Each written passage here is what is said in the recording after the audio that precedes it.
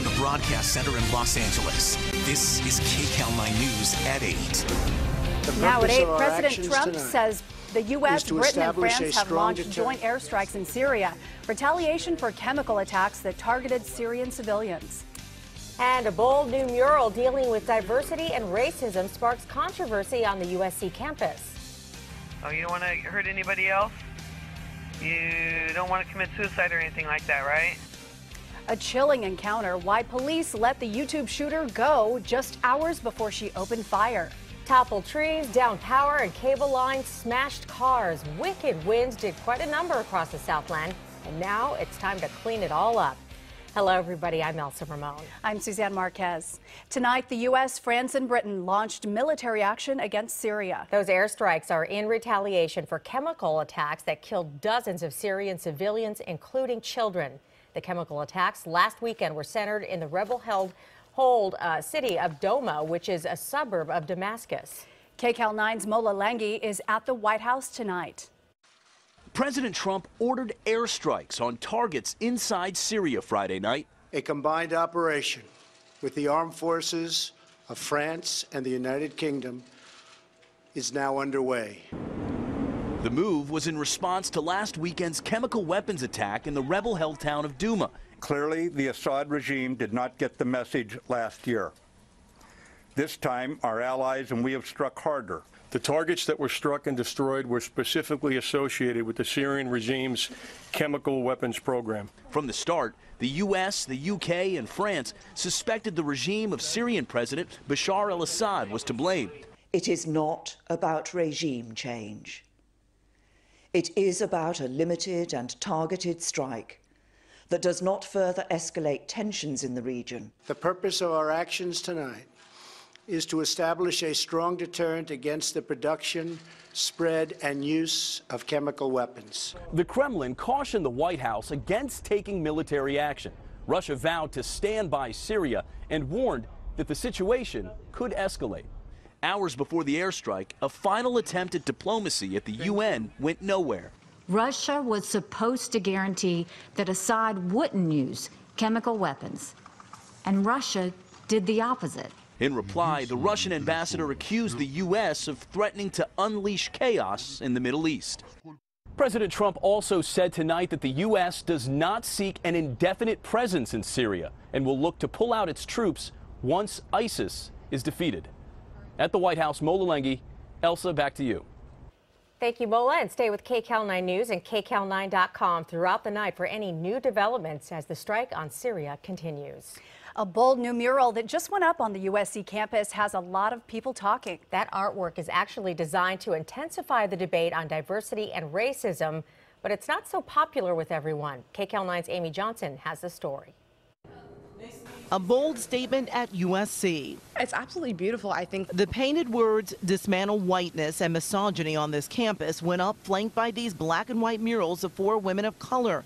The art by When Women Erupt is on the walls of an entrance to the Annenberg Communications Building. I think it looks good. The art was commissioned by the USC Annenberg Institute for Diversity and Empowerment along with Visions and Voices. I think that's one of the best ways to get people talking about things is to do something or have something that makes people feel uncomfortable, because otherwise they're not going to talk about it. 2 of the diversity and empowerment faculty members said they wanted to create programming at the school that tackled issues of diversity in various forms. Some people were saying that it was a little too aggressive, but I think the most important thing to do at the entrance of such a huge university is to have people stop and pay attention to something, and the artwork really complements the quote, and I'm really happy that it's here.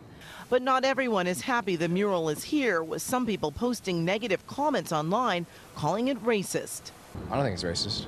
The art group says whiteness is a place of advantage, privilege, or dominance. That there just simply aren't enough people of color, and as soon as there will be enough, it still doesn't mean that the problem is fixed. There still needs to be a lot more work that needs to be done. USC released a statement that reads in part, "We understand that there may be those who disagree with the statement offered by the artist. However, we firmly believe that civil discourse and the free exchange of ideas around sensitive topics are critical to the resolution of differences and to addressing issues facing our community and society as a whole."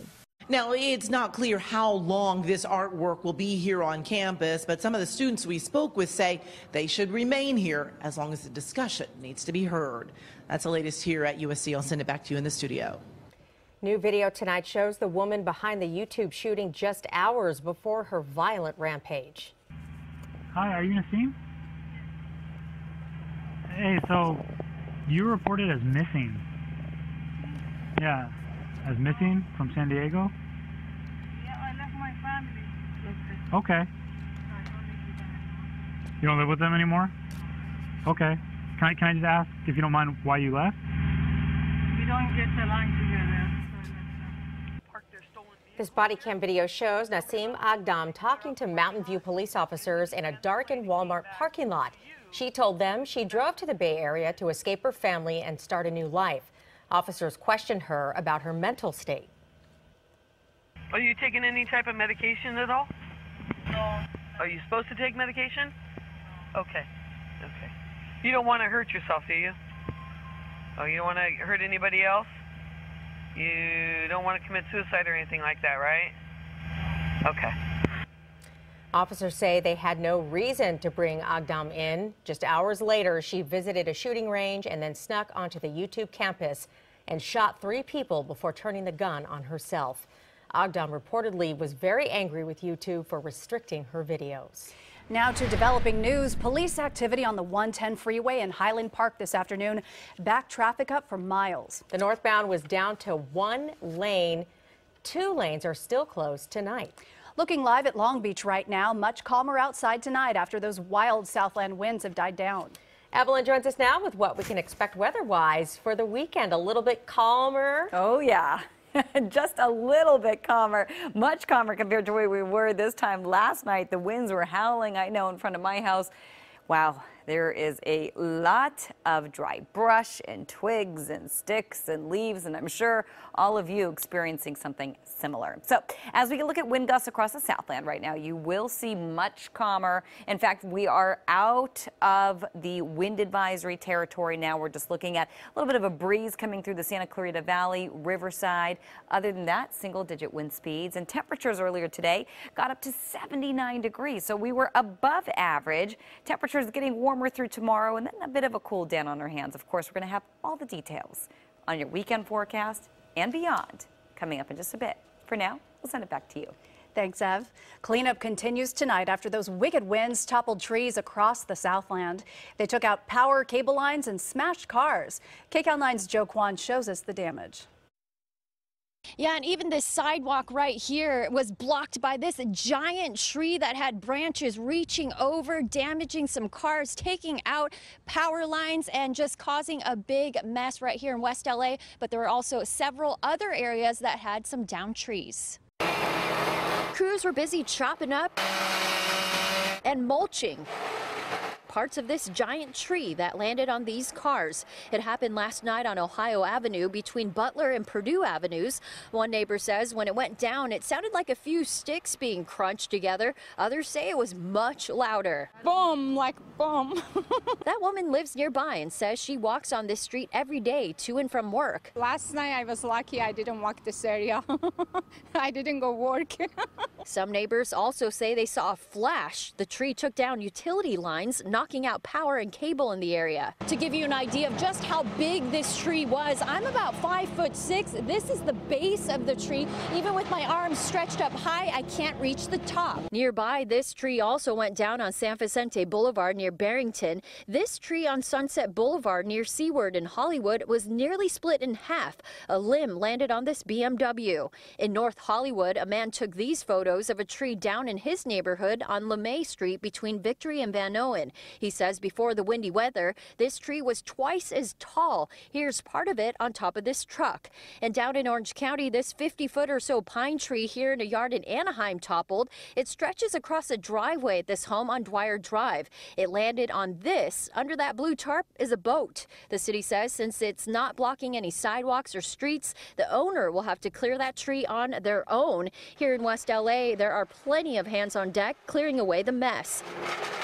This local is taking a detour to work today and is thankful nobody get hurt. Car, as you can replate, you know. And you're looking at some of the damage left behind. This is the back of one car. The car right behind me has its bumper totally out. There's a Jeep right behind that had its windshield cracked. The owner of that car told me he had no idea that this had happened and just found out this afternoon. As far as the power, most customers do have their power back and their cable. In West LA, Joe Kwan, KCAL9 News. 2 victims of a violent robber are talking about their scary experience. The thief targeted the same liquor store in Palmdale. This happened about 8 in the morning on the April 5th at the Midway Market on 35th Street. A security camera shows the robber grab an 83-year-old woman and throw her to the ground. He then demanded money from the clerk, who is pregnant. The whole thing took about 30 seconds. The woman thrown to the ground says she wasn't scared. She was more concerned about her pregnant friend. If I'd gotten up, I would have took him on. I would have took him on if I had gotten up. He had a gun. Yeah. I'm scared, and this is not right. She's scared because the same man is believed to have robbed the market last November. Police believe they found the man who robbed this Pomona market at gunpoint. They arrested Jorge Frias. They say he is homeless and linked to nearly 20 robberies since January, most of them in Pomona. The clerk in this video was hurt, but is expected to be okay. Sky 9 caught this car after it slammed into a garage, then the back wall of a house in South LA this afternoon. LAPD got the call to rush to Vermont and 57th, where they found this. The driver is being treated at a nearby hospital. A block wall collapsed today at a park in Beverly Hills. Sky 9 was over the scene earlier. As you can see, a lot of firefighters responded to the scene. Homeless are known to frequent the area, and fire crews were concerned that someone was trapped. No one was injured.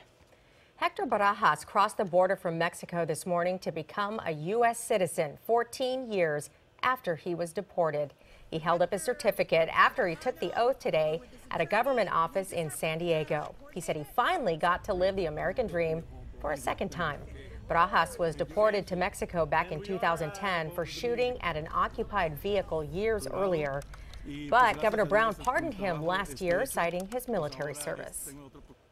The citizenship only validates what I've always felt in my heart. I'm an all-American patriot. I proudly served my adopted country as a paratrooper with the 82nd Airborne. I believe I am no less than an American because of the mistakes that I made. Barajas also apologized for his actions that led to his troubles. He says he paid dearly for what he did because he missed many moments in his daughter's childhood. He's expected to return to Compton tomorrow to reunite with his family and friends. Well, it looks like Toys R Us may be saved after all. The grats that could keep the iconic toy store in business, though it won't quite be the same. Next, Evelyn. Ooh, I'm excited. Hopefully they'll stick around. I know, for the kiddos. All right, you guys, we're getting a look outside right now at Santa Monica. A lot of people enjoying this Friday night. Calmer conditions in the wind department, warmer conditions in the temperature department. I'll have your full forecast ahead. It's a war of words between President Trump and James Comey. I'm Mo Lulengi at the White House, where the president goes on the attack ahead of the former FBI director's tell-all book. Then actor Will Ferrell injured in a serious accident on the 5 freeway. The latest on his condition tonight, just ahead on KCAL9 News at 8.